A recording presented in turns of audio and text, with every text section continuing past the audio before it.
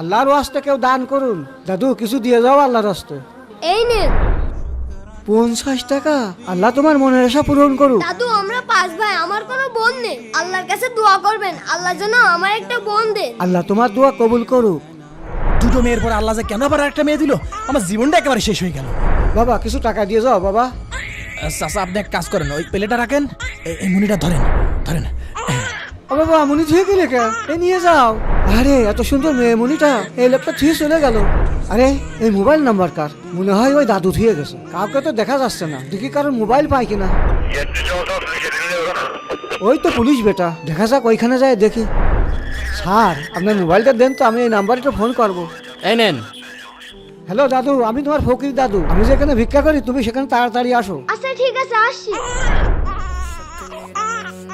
মুরব্বির কোলে বাচ্চা রাখার বিষয়টা আমার সুবিধার মনে হচ্ছে না। চলো তো দেখি। হ্যাঁ স্যার চলেন। দাদু তুমি আইছো? কি হয়েছে দাদু?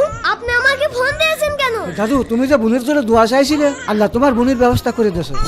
আপনি এই বাচ্চা কোথায় পেলেন? তাহলে শোনো, এক লোক তাড়াহুড়া করে এই মুনিটা আমার কাছে দিয়ে চলে গেছে। কিন্তু দাদু, ওই লোকটা কেন এই বাচ্চা রেখে গেল? ওই লোকটা হয়তো জানে না মেয়ে বাচ্চা আল্লাহর রহমত। আমার নবীর ঘরেও এর জন্য আল্লাহ তাআলা কন্যা সন্তান দিয়েছিল। তুমি নাও, তোমার এই বোনটারে নিয়ে যাও।